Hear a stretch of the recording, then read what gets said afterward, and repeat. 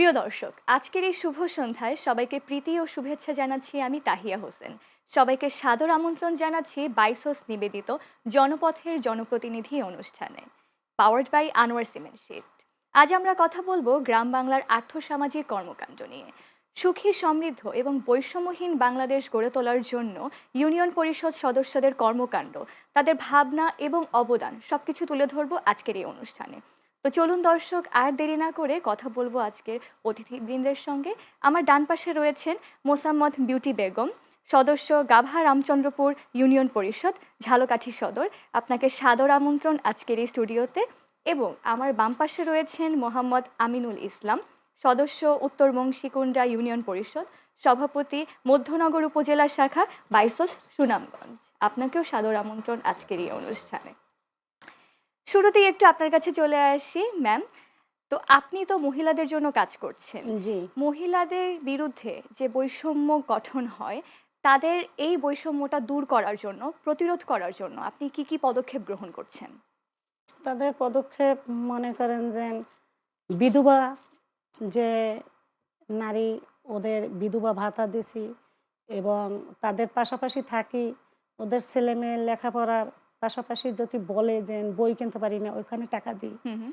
স্কুলে মনে করেন যেতে হয়, মাস্টারের কাছে মানে বেতন না না দেয়া লাগে, ওইটা মনে করেন যেন ওইটা সহযোগিতা করি। গরিব বয়স্ক মহিলা আছে, ওদের বয়স্ক ভাতা এবং পুরুষ আছে হুম ওদের হুম। বয়স্ক ভাতা, তারপর প্রতিবন্ধী ভাতা, তারপর জেলে ভাতা, এই হুম হুম। শিল ভাতা, তারপরে ধোপা ভাতা, হুম হুম হুম। বিভিন্ন প্রকারের ভাতা। এইটি আমি ঘরে ঘরে প্রতি ঘরে ঘরে হাঁটি।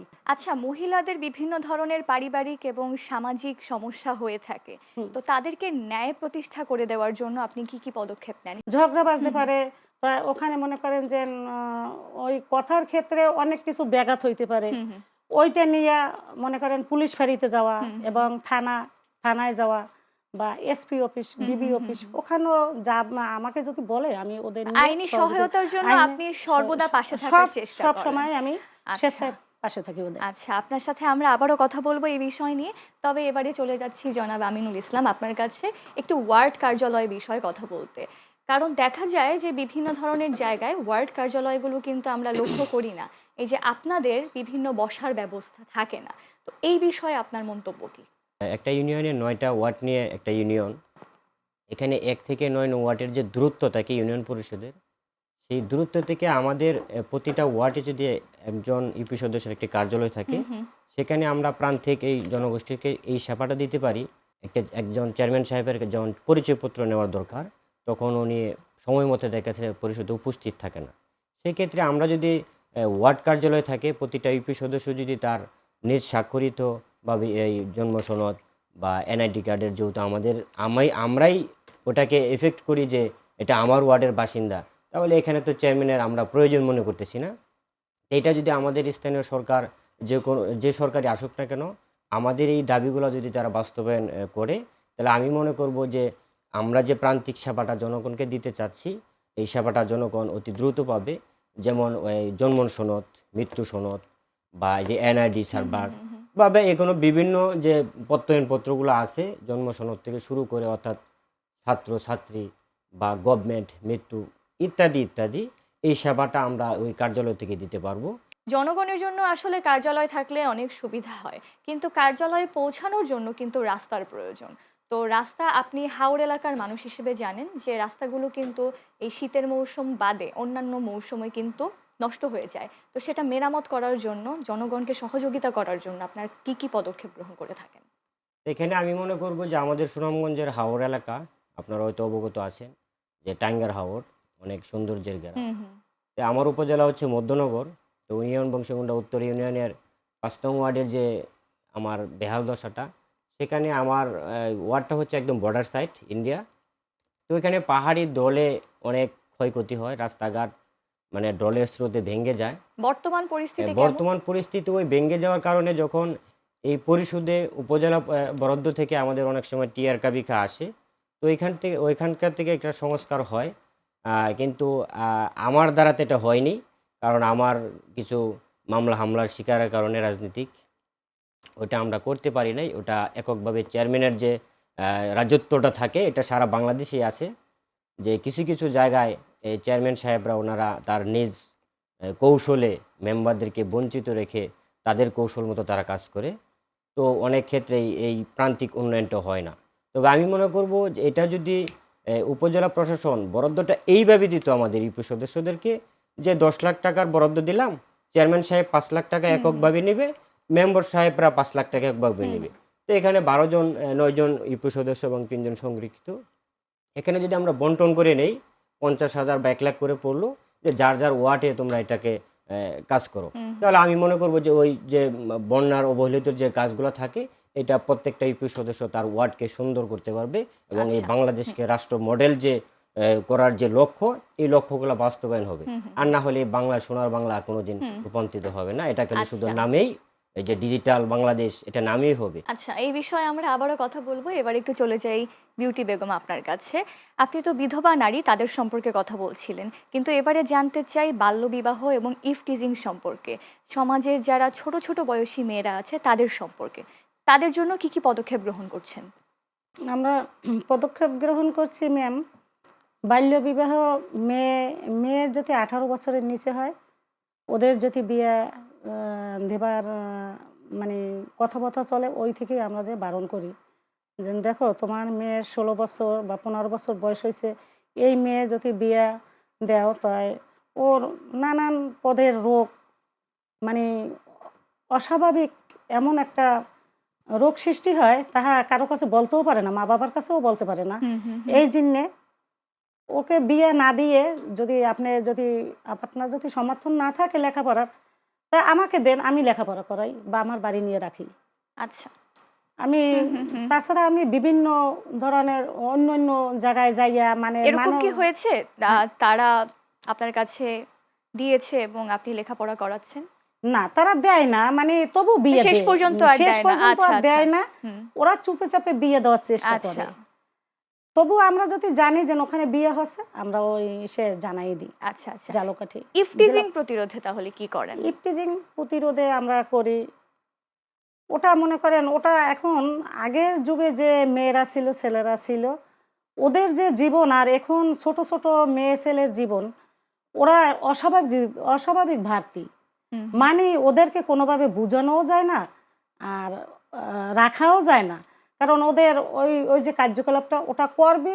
তাছাড়া ওটা যতদূর সম্ভব আমাদের আমরা স্বাভাবিক আসলে পর্যায়ে রাখি। সামাজিক যে যোগাযোগ মাধ্যম এগুলো হওয়ার কারণে আমার মনে হয় যে কোনো না কোনো কারণে এইটা আরো বেড়ে গেছে। বেড়ে গেছে। হ্যাঁ, হতে পারে। হ্যাঁ, কারণ আজকে যে এই যুগের যে ছেলে মেয়ে মা বাবার কথা শোনে না, এক।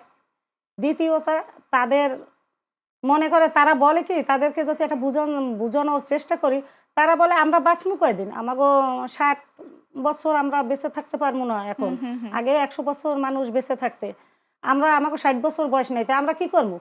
ওই কথা আপনারা কিছু বুঝবেন না, এটা আমরাই অনেক বুঝি, মানে এইভাবেই আমাকে বুঝায় আচ্ছা, ম্যাম। আচ্ছা, বুঝতে পেরেছি। এবারে চলে যাচ্ছি জনাব আমিনুল ইসলাম আপনার কাছে।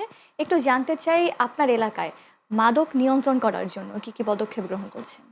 আপনি আরেকটা গুরুত্বপূর্ণ প্রশ্ন করেছেন। হুম তে মাদকের ক্ষেত্রে এখানে আমি যেহেতু বর্ডার অঞ্চলে, এখানে মাদক সরবরাহ হয়, অনেক সময় বর্ডার ক্রসিং হয়, অনেক সময় আপনারা দেখে থাকেন। হুম, হুম, এখানে আমার যে এইগুলা, যে গ্রামে অনেক সময় যে বিজিবি বিওপি থাকে, হুম। ওনারা মাসিকভাবে বা 6 মাসে এরকম একটা মিটিং করে।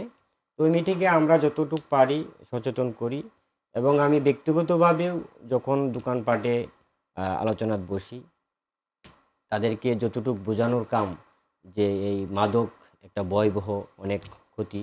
এটা যারা উঠতি বয়সী আছে তারা যদি এই মাদকের এই আসক্ত হয়ে যায় তাহলে আমাদের এই সোনার বাংলাদেশ বা পরবর্তী প্রজন্ম একটা ধ্বংসের মুখে চলে যাবে। সেক্ষেত্রে গার্জেন যদিও কোনো ছেলে মেয়েকে বুঝতে পারে যেটা মাদকে আসক্ত, তাদেরকে বুঝিয়ে তাকে ভালোর দিকে আনার জন্য সর্বোচ্চ দেওয়ার আচ্ছা, চেষ্টা করব তাদেরকে ইনশাআল্লাহ। বোঝানোর চেষ্টা করা হচ্ছে, কিন্তু আদৌ তারা বুঝতে পারছে কিনা সে বিষয়ে আমরা একটু পরে কথা বলবো। অনুষ্ঠানের এই পর্যায়ে নিয়ে নিতে হবে ছোট্ট একটি বিরতি। প্রিয় দর্শক, আপনারা কিন্তু কোথাও যাবেন না, ফিরে আসছি একটা ব্রেকের পর। আপনারা দেখছেন বাইসস নিবেদিত জনপথের জনপ্রতিনিধি, powered by Anwar cement sheet.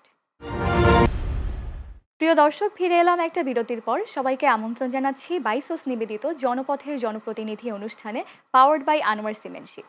সাথে আছি আমি তাহিয়া হোসেন। এতক্ষণ আমরা কথা বলছিলাম গ্রাম বাংলার আর্থসামাজিক কর্মকাণ্ড নিয়ে। আবারও ফিরে যাব প্রসঙ্গে। যে বিষয় নিয়ে কথা বলছিলাম, মহিলাদের বিষয় নিয়ে। এবার একটু জানতে চাই, মহিলাদেরকে সামাজিকভাবে এবং আর্থসামাজিক অবস্থা তাদের স্থিতিশীল করার জন্য আমরা কি কি পদক্ষেপ গ্রহণ করছি, এবং আপনি কিভাবে তাদের আর্থিক অবস্থাটা স্টেবল করার জন্য কি কি পদক্ষেপ নিচ্ছেন? আমি পদক্ষেপ নিচ্ছি, মানে এই যে কুটির শিল্প, কুটির হস্তশিল্প। শিল্প, হ্যাঁ। হ্যাঁ, ওদের নকশি কাঁথা হুম। সেলাই করা, তারপরে ওই যে কুশি কাঁটা দিয়ে চাদর বোনানো, হুম।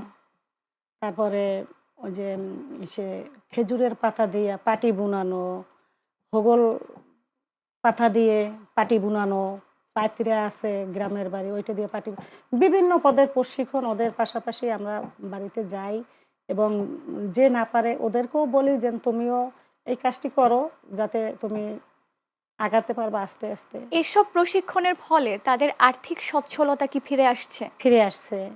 তারা এই যে হাঁস পালে, মুরগি পালে, তারপরে ছাগল পালে, ওই মেয়েরাও পালে। মানে বিধবা যে মেয়েরা, অল্প বয়সী স্বামী পরিত্যক্তা যে মেয়েরা, ওরা কী করবে? ওরা মনে করেন যে এইভাবে কিছু কার্যকলাপ নিয়ে সারাদিনটাই কাটায়, যাতে ওরা দিন দিন কীভাবে ভালো হবে এবং সামনে কিভাবে আগাবে, এইভাবেই থাকে। কিন্তু এখন দেশের বাড়িও এই রকমের কোনো অযোগ্য কেউ নেই যে এই কাজটা করতে পারবে না, ও একদম গরিব গরিব কেউই নেই বলতে। হুম। মানে মোটামুটি পর্যায়ে আছে। হুম। হুম। ওদের পাশে আমরা সবসময় জন্যই থাকি আর চেষ্টা করি যতদূর সম্ভব থাকার। আচ্ছা, এবার আলোচনায় ফিরে যাই। জনাব আমিনুল ইসলাম, আপনার সাথে যে বিষয় নিয়ে শুরুতে কথা বলছিলাম, কার্যালয়ের বিষয়।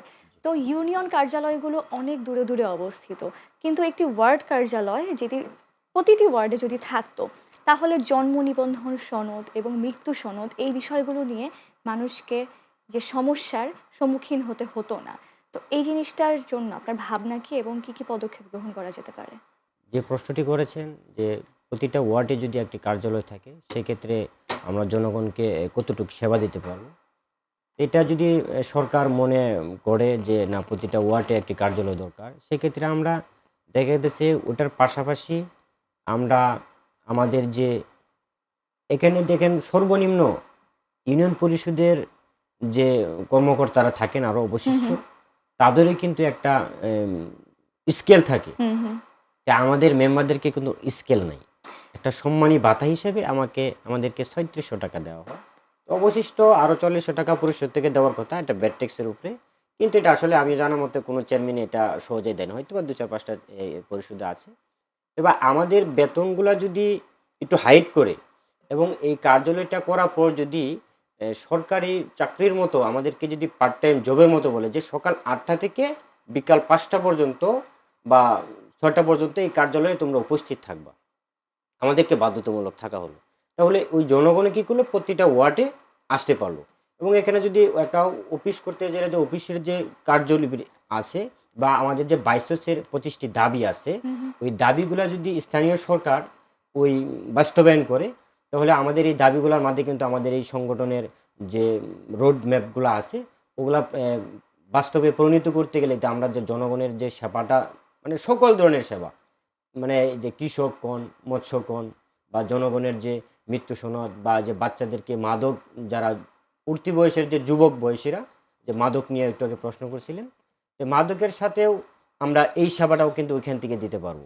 দেখুন, যত দূরে ইউনিয়ন পরিষদের কার্যালয়গুলো অবস্থিত, মানুষ সকালে ঘুম থেকে উঠে তাদের কাছে যেতে যেতেই কিন্তু সময়টা শেষ হয়ে যাচ্ছে। এখানে তার কিন্তু একটা যে মনে করেন যে তার যে একটা গরিব মানুষ সারাদিন, অনেক শ্রমিক আছে যে দিন আনে দিন খায়। খায়, সেই ক্ষেত্রে তার যদি একটা নিবন্ধনের জন্য একটা ইউনিয়ন একটা পরিষদ স্বাক্ষরের জন্য। একটা হ্যাঁ। স্বাক্ষরের জন্য যেমন লাগে, তাহলে তার দিনটাই চলে যাচ্ছে এবং এই দিনটার জন্য তার পরিবার অনেক সময় একটা বিপদ সম্মুখীন হচ্ছে, একটা আর্থিক একটা সমস্যা আর্থিক তৈরি সমস্যা হচ্ছে। হচ্ছে। তা আমরা যদি এটা ওই ওয়ার্ড থেকেই সেবাটা দিতে পারতাম তাহলে তো আমাদের সেবাটাও অতি দ্রুত পেত এবং তার আর্থিকটাও সচ্ছলতা আসতো। আচ্ছা, এবং পাশাপাশি আপনারা মানে স্থানীয় সরকারের কাছে কি আবেদন করেছেন এই বিষয় নিয়ে? এই বিষয় নিয়ে তো আমাদের এই বাইসস অনেকগুলো আবেদন করেছেন। ওই যে 25 দফা দাবি বললাম হুম, যে বিভিন্ন অনুচ্ছেদের বিভিন্ন ধারা আছে আমাদের এই বাইসসের ধারাতে। ওই সেটা ধারাগুলো যদি কতটুকু পূরণ সফল হয় হয়েছে? তাহলে আমাদের এই সকল এই সেবাগুলো পূরণ হবে এবং প্রান্তিকভাবে আমাদের যে মানুষের সেবা প্রান্তিক উন্নয়নের আচ্ছা, যে উন্নয়ন সেই উন্নয়নটা আমরা ঘরে ঘরে পৌঁছে দিতে পারবো বাইসস যে 25টি সুপারিশ পেশ করেছে সেগুলো যদি সফলতার মুখ দেখে তখন আপনি মনে করেন কতটুকু সফলতা আপনার এলাকায় বাস্তবায়িত হবে? এই বাইসেসের দাবিগুলো যদি পূরণ হয় তাহলে আমাদের যেমন রাস্তাঘাট সংস্কার হবে, আমাদের ওই যে সম্মানিতাও আসবে হুম, বা ওয়ার্ড পর্যায়ের যে গঠনমন্ত্রক কথাগুলো আছে। এখানে দেখেন স্থানীয় সরকার কিন্তু আগেও আমাদের 39টি ধারা ছিল। হুম, 39টি 2009-এর যে আইনের ধারা, আমার অতটা খেয়াল নেই। আইনের যে 39টি ধারা থেকে কিন্তু অনেকগুলো ধারা ছিল, আমরা কিন্তু ওখান থেকেও বঞ্চিত হুম। এবং ওখান থেকেও বঞ্চিত বিদায়ী কিন্তু আমাদের বাইসস এখানে প্লাস করছে আমাদের 25টি দাবি। এই দাবিগুলো যদি সরকার আমাদেরকে পূরণ করে তাহলে যেমন একটি গ্রামে যখন এই 25টি ধারা বাস্তবায়ন হবে, এই ধারা একটি গ্রাম যেমন উন্নতি হবে তখন একটা উপজেলা উন্নতি হবে বা একটা ইউনিয়ন উন্নতি হবে, এইভাবে কিন্তু একটা জেলা উন্নতি হবে, জেলা থেকে পুরো সারা বাংলাদেশ। আচ্ছা, নিশ্চয়ই আমাদেরও সেই প্রত্যাশা রইল। চলে এলাম একটু বিউটি বেগম আপনার কাছে। আমরা একটু কথা বলি আবার পুরনো বিষয়। তো পুরনো বিষয়গুলো যে মহিলাদের বিষয়গুলো যখন সলভ করা হয়, সেই বিষয়ের সমস্যাগুলো যখন আপনি মোকাবেলা করেন, তখন অনেক ধরনের হয়রানির শিকার করতে হয়। জি, হয়রানির শিকার হয়ে থাকেন। তো থাকি। এই বিষয়গুলো আপনি কেমনভাবে নিচ্ছেন? এবং হয়রানি যখন করা হয় আপনাকে, তখন আপনি কি, কি পদক্ষেপ গ্রহণ করেন? একা একা কতক্ষণ ভাববে চিন্তা, তারপর আমি নিজেই আর কি নিচু হয়ে যাই। নিচু হওয়ার পরে ওদের কাছে আবার ফিরে যাই ওদেরকে বলি যে দেখো আমারে হয়রানি করিও না, এইটা দিয়ে এইটা করতে হবে, ওইটা তো ওইটা করতে হবে, মানে বুঝানোর পরে ওরা আবার ঠিক হয়ে যায়। তারপরে ওদের সাথে আমি তালে মিলে থাকতে পারি। আচ্ছা, আপনার কাছে আরেকটি প্রশ্ন একটু প্রশিক্ষণ নিয়ে। জি। তো আপনি ইউপি পরিষদের যেসব সদস্যরা রয়েছে তারা সাধারণত কোনো প্রশিক্ষণ ছাড়াই কাজকর্ম করে থাকে।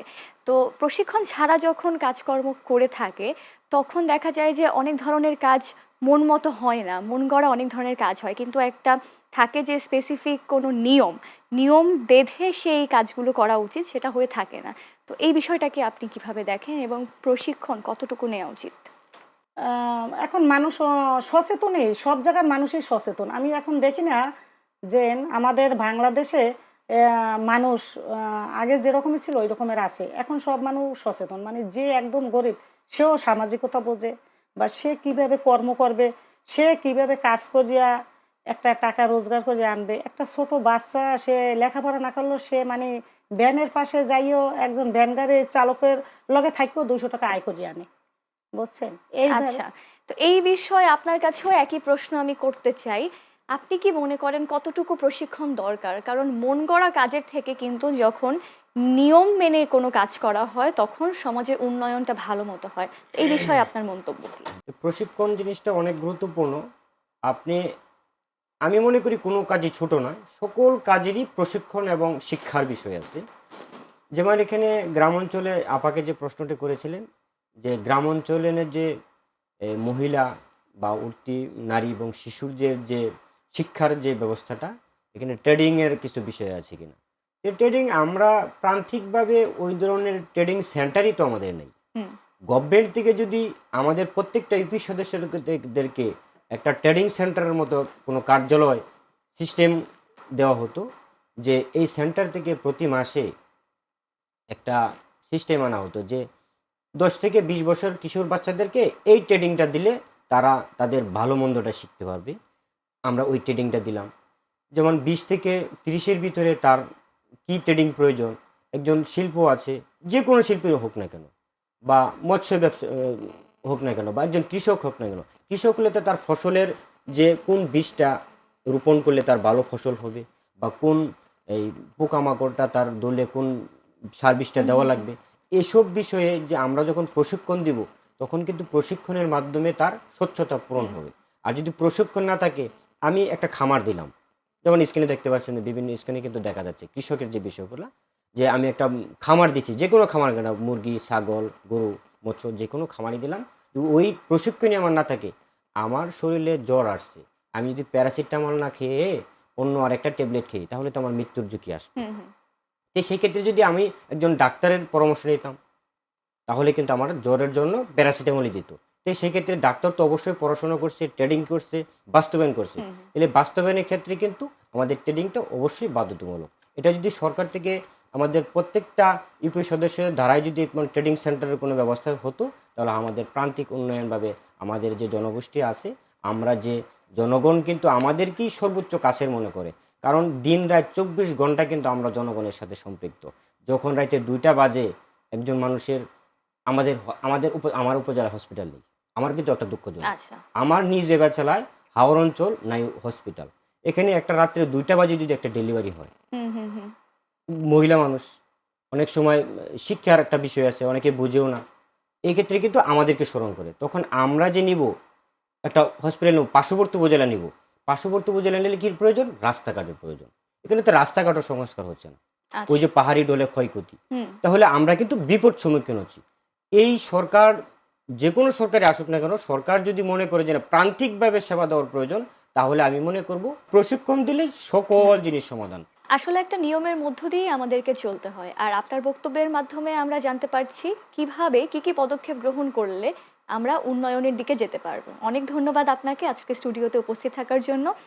বিউটি বেগম, আপনাকেও অনেক ধন্যবাদ আপনার মূল্যবান তথ্য সবার সাথে শেয়ার করার জন্য। প্রিয় দর্শক, চলে এসেছি অনুষ্ঠানের একদম শেষ পর্যায়ে। আশা করি আপনাদের ভালো লেগেছে এবং আপনারা এতক্ষণ উপভোগ করছিলেন বাইসোস নিবেদিত জনপথের জনপ্রতিনিধি অনুষ্ঠান, powered by Anwar cement sheet. আমি তাহিয়া হোসেন এতক্ষণ ছিলাম আপনাদের সাথে এবং কথা বলছিলাম আর্থসামাজিক কর্মকাণ্ড নিয়ে। আবারও আপনাদের সাথে দেখা হবে অন্য কোনো পর্বে, আর কথা হবে এসব বিষয় নিয়ে। সে পর্যন্ত সবাই ভালো থাকবেন, সুস্থ থাকবেন। আল্লাহ হাফেজ।